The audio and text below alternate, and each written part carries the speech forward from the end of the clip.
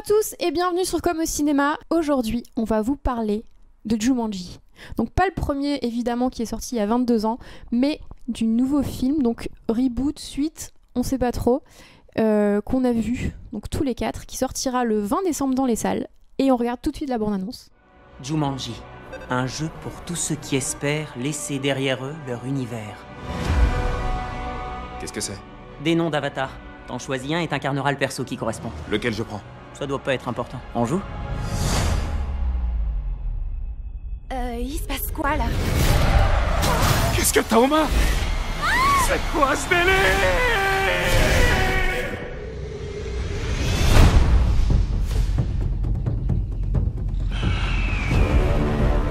Donc aujourd'hui, je suis en compagnie de Kevin, Florian et Pierre. Salut. Et on va bonjour Salut. vous dire ce qu'on a pensé donc de ce nouveau Jumanji. Je commence avec toi, Kevin. Alors brièvement, est-ce que tu as aimé ce nouveau film? Alors brièvement, j'ai trouvé que c'était un bon film pour enfants. J'ai pas autant apprécié que le premier, mais ça c'est peut-être justement lié aux souvenirs. Et j'ai trouvé que en tout cas le quatuor d'acteurs était top. Donc le quatuor d'acteurs, on précise, donc c'est Dwayne Johnson, Kevin Hart, Karen Gillan Et Jack Black. et Jack Black. Florian, qu'est-ce que tu as pensé de ce Jumanji? Moi, j'ai également apprécié le film. J'ai trouvé que c'était un bon divertissement par rapport au premier, beaucoup moins émouvant, beaucoup moins aussi surprenant parce que le premier, finalement, on connaissait pas du tout l'histoire de Jumanji, à part peu de personnes en fait connaissaient le roman, le conte pour enfants duquel il a été adapté. Et du coup, j'ai trouvé que ce film-là, ce nouveau film qui vient de sortir, ça reprenait des nouveaux codes des films plus récents. Et justement, c'est ça qui fait ça, un peu sa valeur ajoutée par rapport à l'ancien film. C'est complètement différent et je pense qu'il faut vraiment les distinguer l'un et l'autre. Bah moi je suis moins positif. J'aime bien le regard déjà un petit peu méchant. Non, moi je suis moins positif. Je trouve que c'est divertissant pendant un moment et puis assez vite ça monte ses limites. Et j'ai l'impression d'avoir un film qui a un peu 10 ans de retard et qui a un côté un peu ringard. Voilà.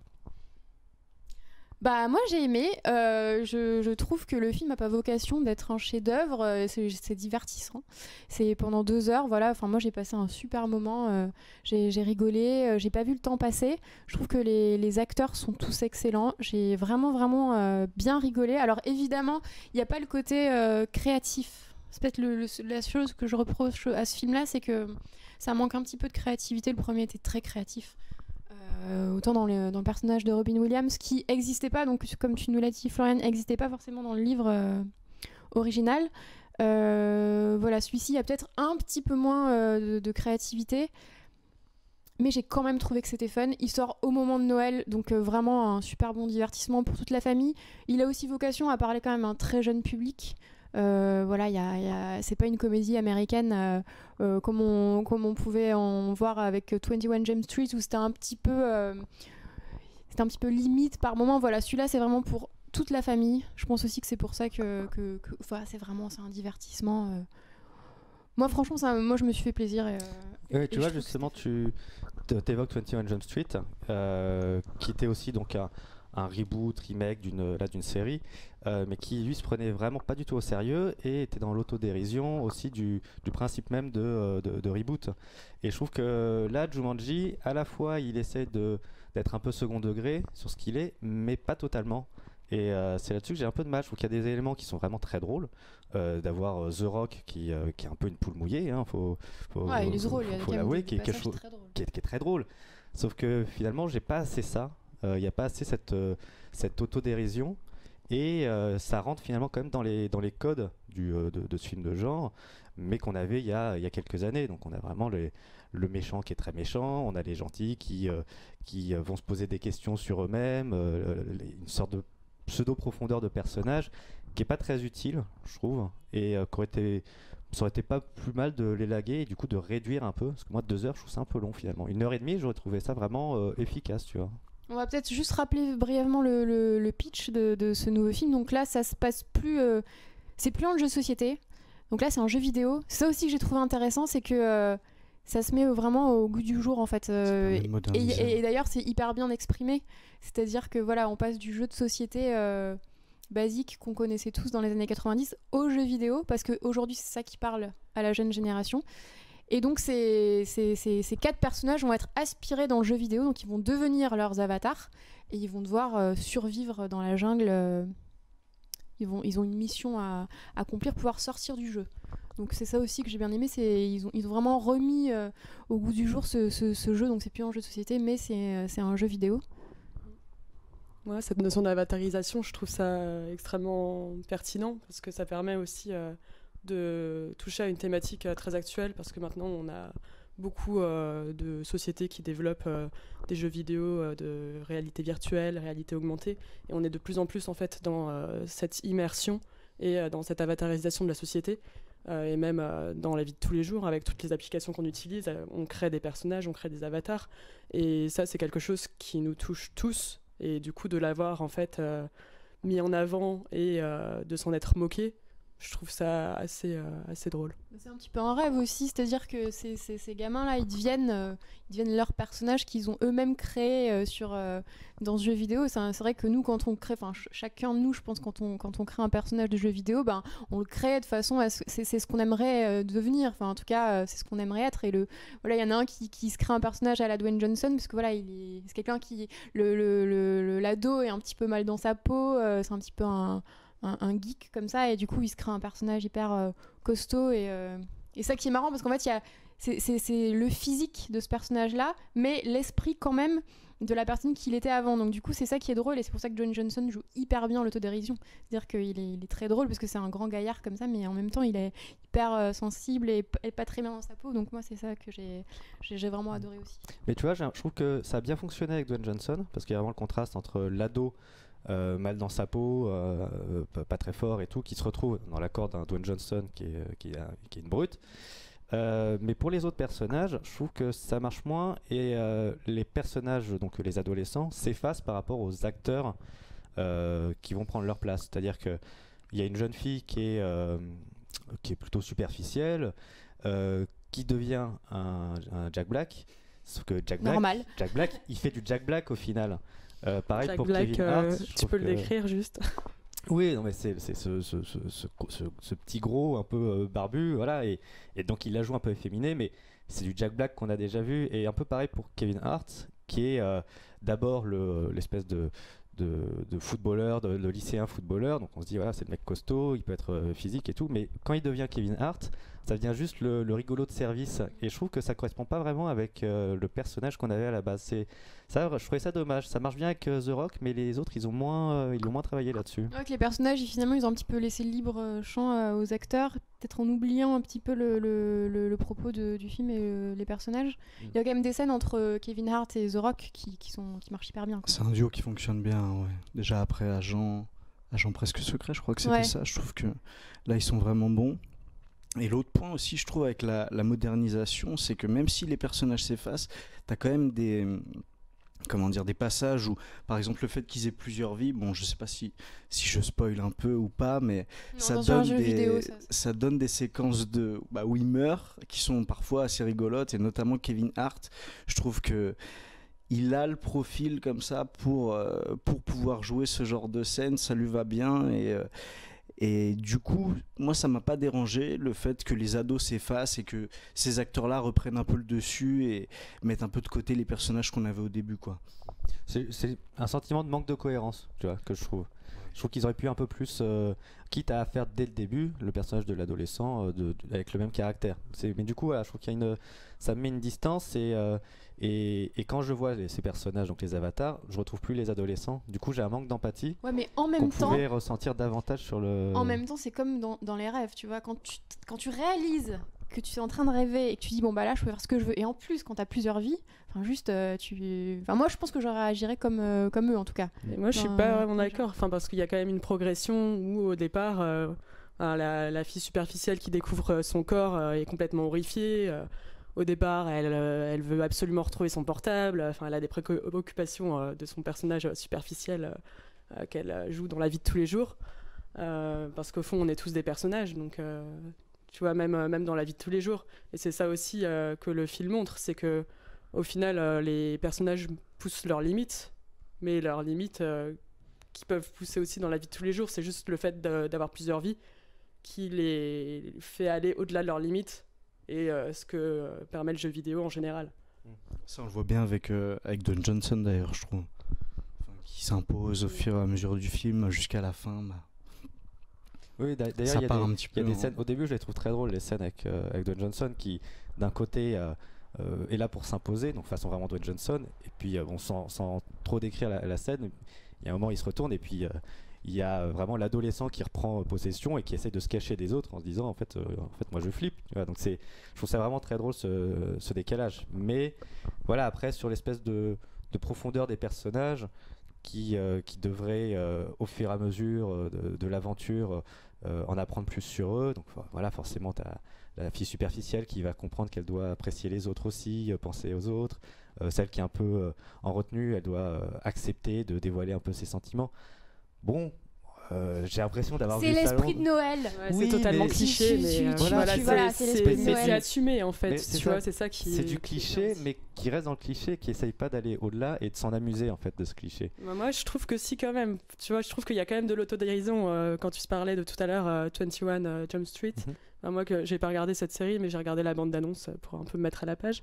Enfin, moi, je trouve quand même que justement, dès le départ, ils disent bah, on est dans un jeu vidéo, on va avoir des niveaux à passer. On sait très bien que voilà, c'est quelque chose qui est paramétré, qui est très cliché, et on sait où ça va aboutir finalement.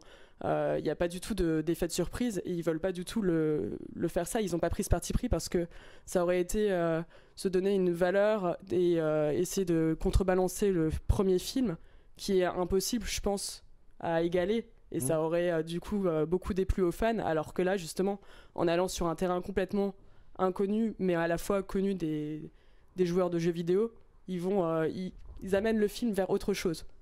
Après, que je ce suis qu'il pas était. sûr que ceux qui ont l'habitude de jouer aux jeux vidéo apprécient vraiment l'image que ça donne des jeux vidéo, parce que c'est quand même très. Bah, c'est très, non, mais c'est très cliché, quoi. Ah oui, c'est quand tu joues un peu à ce genre de jeux vidéo et que tu vois ce qu'ils proposent, tu te dis. Bon, ils nous prennent un peu pour des idiots quand même, mais gentiment, donc moi ça me dérange pas trop. Mais voilà, c'est pas non plus l'hommage aux jeux Kevin n'est vidéo. pas d'accord, je le sens dans son regard. Non, mais je pense que c'est parce que ça s'adresse vraiment à un public très jeune Bien sûr. Ouais, c'est ça. et qu'on peut pas mettre le même niveau de virulence que dans 21 Jump Street, où là c'est pas du tout la même cible, c'est pas du tout même les mêmes acteurs qui ont commencé autrement. Et puis ouais, là je l'ai vraiment vu pour un film pour enfants, alors moins inquiétant que le premier qui faisait, je trouve, des fois assez peur quand même Ouais, il faisait peur. quand on était jeune, et ça manque peut-être un peu, mais je pense vraiment que quand on est enfant, on peut apprécier le film comme un bon film de Noël, en fait, comme nous on les appréciait Bien dans sûr. les années 80. Non, mais on peut l'apprécier, oui, quand on est enfant. Après, voilà, moi j'aimerais qu'il m'apporte un peu autre chose, qu'il y ait un peu plus de profondeur, parce que voilà, quand Plusieurs je niveaux de regardais lecture, en fait. Voilà, c'est ça. Et dans les anciens films, dans les années 90, je me souviens, donc même un Jumanji ou autre, il y avait le côté film pour enfants, mais en même temps, il y avait une qualité en plus, il y avait une écriture qui était un peu particulière que je retrouve pas là. Là, je retrouve le film un peu classique, divertissement hollywoodien, qui veut pas être plus que ça. Et je trouve ça dommage. Je pense qu'il aurait pu vraiment aller, alors sans aller dans la vulgarité de 21 Jump Street, il aurait pu aller dans cette autodérision qui fait que même les adultes, les adultes auraient pu se dire ah tiens c'est marrant ce truc, et les enfants auraient pu le prendre au premier degré et apprécier autant. C'est vrai que moi, la question que je me suis posée, c'est est-ce que, parce que nous, on connaît le premier film, est-ce qu'un public jeune qui va voir ce film-là, comment il va réagir en fait? Parce que c'est vrai que nous, on le voit par le prisme du premier toujours. On se dit, moi, c'est pour ça aussi que je trouve que c'est réussi, c'est qu'ils ont vraiment transposé le concept du premier à notre époque en fait. Et je me dis, est-ce qu'un jeune public qui va le découvrir aujourd'hui, est-ce qu'il va être autant séduit que nous, on a pu l'être devant le premier dans les années 90? Je pense que c'est un petit peu le pari de Sony aussi, c'est que Je crois pas, hein. ils ont peut-être voulu. Après, il y a aussi le côté nostalgique, je pense, qui parle aussi chez nous. Et d'ailleurs, est-ce que c'est un reboot? Est-ce que c'est une suite? Finalement, c'est une suite parce que vu comment le film débute, on a tendance à penser que c'est une suite en fait. Oui, c'est clairement une suite pour moi. Après, c'est vrai que c'est intéressant parce que ça reste pas trop collé au premier, parce qu'ils se sont dit sinon ils vont se faire taper dessus en mode touchez pas au film de Oui, notre ça aurait été enfance. totalement inutile de faire un Mais du coup, remake. est-ce que les plus jeunes vont quand même s'y retrouver, la génération d'aujourd'hui? Pourquoi pas? Là, c'est difficile de savoir, parce que oui, ils peuvent aussi bien être attirés par The Rock parce qu'ils le trouvent cool que que par Jonas Brothers, là, comment il s'appelle? Nick Jonas. Nick Jonas, Ah.